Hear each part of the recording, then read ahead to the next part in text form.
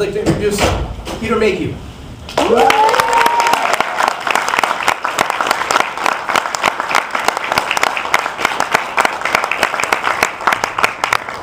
I'd also like to introduce Ryder Windham.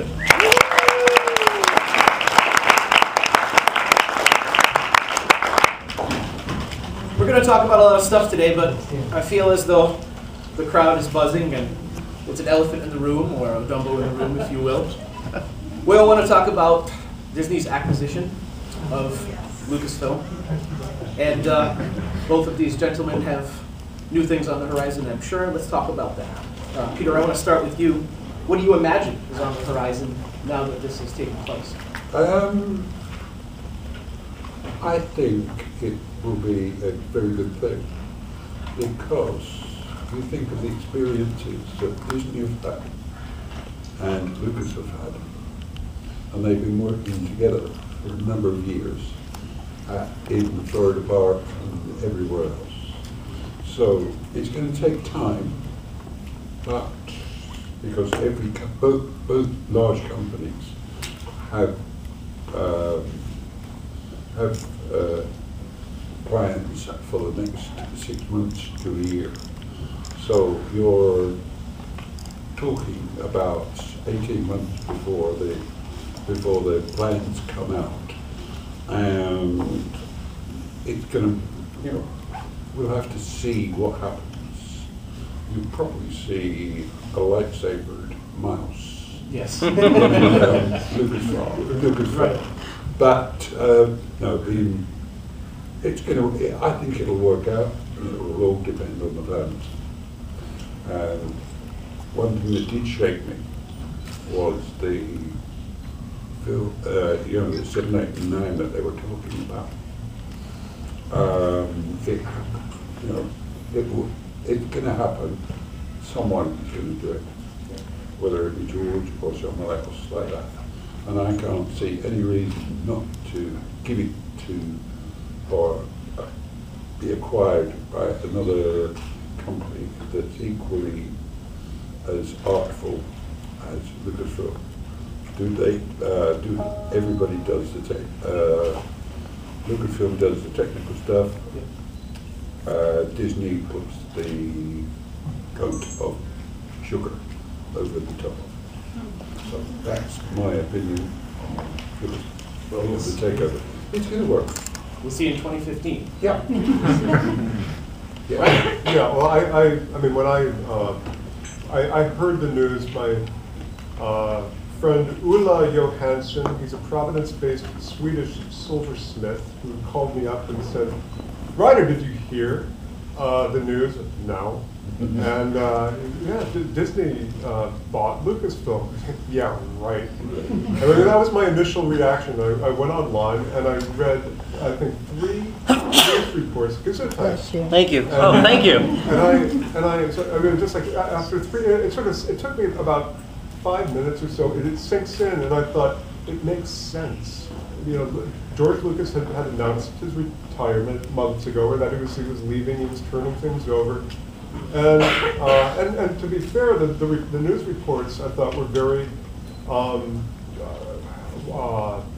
diplomatic in that they noted, well, you know, Disney has done work with the Pixar. They acquired that. Has quality suffered on Pixar movies?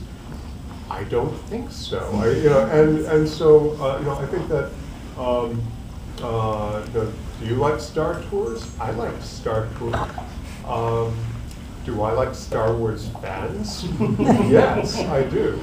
So that, I mean, it's just, no, I don't, the one concern that I've been getting from various folks, because I've written a lot of Star Wars fiction, and I've been asked, well, how do you think this will affect the expanded universe, which means these stories that take place beyond the movies?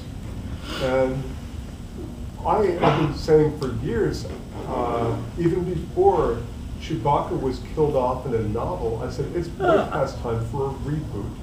That, and I don't mean that in like a radical reboot. I just think, I mean, if you look at, if you have read Star Wars novels that were published in the 1990s, before the release of The Phantom Menace, you'll find that Luke Skywalker is training all sorts of Jedi over the age of 2, or force-sensitive individuals, and he's saying, yes, I'm rebuilding the Jedi Order the way it was meant to be. And then The Phantom Menace comes out, and it's like, wait a moment, wouldn't that be playing? That's not, they're all, it's dangerous to train force-sensitive adults, isn't it? So it's like, now the thing is, I'm not dismissing those stories. I am not calling them mistakes, except for the death of Chewbacca. Where I say, it's like, this is, it's like, this is an opportunity, I think, to sort of reconsider, okay, now that we know certain things about certain characters and certain things, well, instead of, sort of skirting around what we think might happen, there's an opportunity here to develop new stories that weave in and mesh with the movies and the Clone Wars TV series. And so perhaps maybe reinvigorate instead of reboot. I think that's a better way to put it. Yeah, reboot does sound obnoxious. I acknowledge. Well, but I think reinvigorate as opposed to, or not even reinterpret. It's more just like, okay, let's do this. I don't dismiss the novel Splinter of the Mind's Eye, for example. It came out before Empire Strikes Back. I don't dismiss the Marvel comics that don't exactly mesh with the movies. I can appreciate them for how I like them or what they're worth. So anyway, my long-winded answer, I think Disney's acquisition of Lucasfilm is a good thing too. Thank you. I was always told when I got the news that Vector Prime, the Chewie death, a certain gentleman at Lucasfilm, head of publicity, said fortunately it does not affect the movies, what the books say. And he cited the mere fact that Vader became more popular than when he was dead than when he was alive. Like Van Gogh. Yeah. Also, there is no real evidence in Victor Prime how she actually died. Right. It has some open-endedness. I remember where I was when I read that. It's an open-ended site. After all, when you think of what he's been through, a couple of asteroids ain't going to kill him. He's big enough, luckily enough, to look after himself. That's right. So, he, as I say, everything is a lump in the road. And if we can smooth the lumps out, make this industry a better industry, bigger and yet controlled by a reasonable amount of people, you're going to get a better product.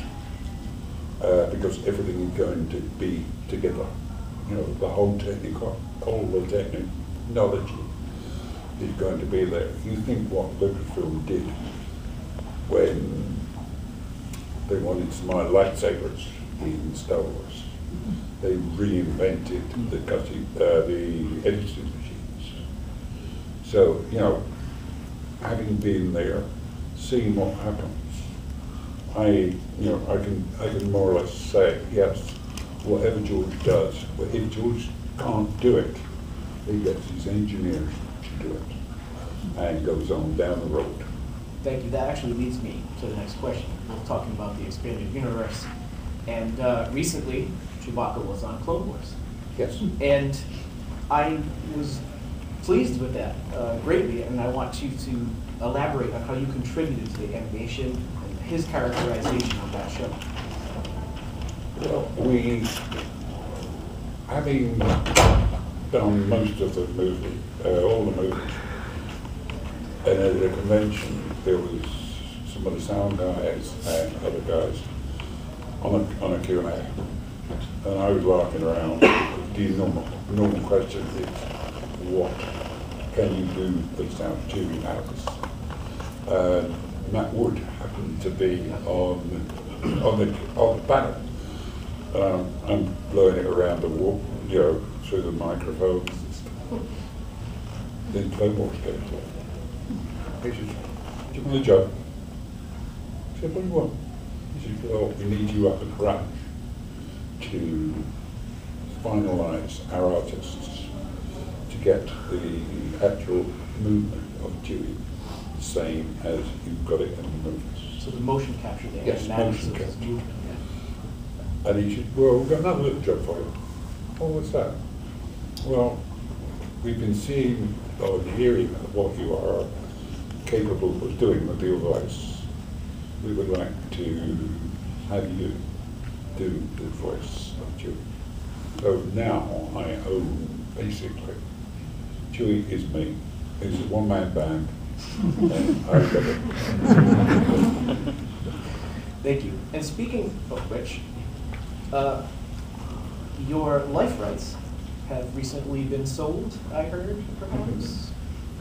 There is rumors. Rumors. It's like being taken over and get out. But somewhere. There have been, as you say, there's been rumors. Nothing is in print. Nothing has been signed. There is no commitment. Okay. But beware, it might be in the future. I don't know. I'll keep those secret then. Top secret documents in front of the seal. With all the pressure out here. That's right, yeah. All the pressure on it. My life rights were just sold years ago. Yeah. I understand. I think you did. I just gave them away. Oh. Well, Ryder, I want to talk about a little bit continuing the expanded universe and the continual properties that keep coming out about Star Wars. Star Wars is changing. And way before Disney acquired it. It's been changing, it's been evolving. It's sort of changing with the times, but it retains formulas. And the Clone Wars is evidence of that. And you being part of the expanded universe, Ryder's written technical manuals, expanding on machines, weapons, characters. The young adult and juvenile novels of the expanded universe from before The Phantom Menace up until today. How do you think Star Wars is changing? You know, I think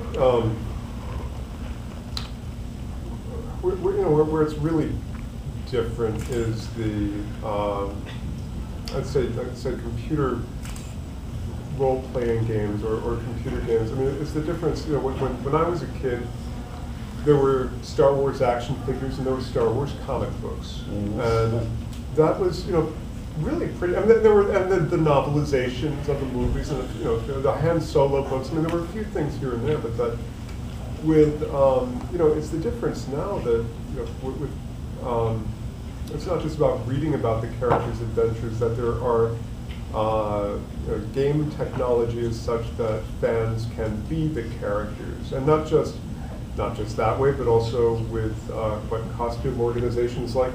And here's my plug, the Rebel Legion, and who very generously gave me this costume as a present because, I'll sound like Sally Field here for anyone old enough to get that reference. They like me. They really like me. I love working with them. They're the best goodwill ambassadors at Star Wars events, and so it's. I think, as far as just how Star Wars has changed, what's really different is that now fans own, just like you own your character, fans own a piece of Star Wars, or seem to think they do, that where they take it personally. They get, it's a very emotional commitment. So I think, as far as how it's changed, it's to use the word interactive is an understatement. Allow me to demonstrate. It's on my phone. It's everywhere. Well, that's just ubiquitous. Yes, but it's also and it's not just that it's everywhere. It's that there is that. It's beyond nostalgia. That people are just so emotionally invested with it. So whenever someone says, there's this new movie coming out, what do you think? Do you think it might be the next Star Wars? And I'd say, that can't happen. It might break the box office record. It might even have some legs. But just think, what other franchise? James Bond movies are swell. I like them a lot. but you don't get, you know, it's like you get what? A bunch of single guys going to the bar and ordering a certain vodka martini. You don't get, the fans, it's so different. So Peter, you're British. Do you have anything to say about that? Well, thank you. Always wanted to be James Bond. They couldn't find a circle big enough. Giant martini. Yeah. Speaking of that, I want to talk about the books that you've written, and it connects to another question that I was going to ask. And that question was, what are the most gratifying things that you've done outside of the Chewy suit? And you've written 2 books, Growing Up Giant and My Favorite Giant. One, Growing Up Giant, is the story of me growing up from a child, past years, and differences that there are between kids of different sizes. It shows how you cope with different things, cabinet sizes, doorways, stuff that deals with just living and just, as I say, going through the first one, going through doing what I was doing before I got into Star Wars, and it's an interesting book. It's very well illustrated, and the other one is how the people that you meet, and it's based. This is my favorite giant, the second. It's based on a young girl from 501st who had cancer, and she loved Star Wars. Daddy was the head guy at the 501st. So we went and raised money so that things could happen. And when she was diagnosed terminal, we raised enough money with the book and everything else to send her to Disney for her final couple of weeks. And Hasbro also put an R2-D2 unit, and it was a pink one because Katie loved pink, little girl. That's right. And she would, R2KT was at her bedside when she passed. So, as I say, that not only her, but there's little Kenny Baker, who has been a great friend of mine for a long time. I saw that you have a close friendship. And we cover the sizes. What I can do, he can't. What he can do, I can't. Traveling on airplanes, motor cars, you name it. It's all 3 feet down or 3 feet up. It makes, it's a wonderful story, and as I say, it keeps going. It's been, we're selling it to also, if I may mention, the Peter Mayhew Foundation is running, and we raise money for the troops, for the 501st, who look after us like royalty. And whenever we go to a convention, if there's not a place for them to change, we will get a room, a hotel, or water, or supplies, so they can have their locked up stuff when they're wearing their uniforms. It's all locked away. Someone's got the key, so it makes it a lot safer.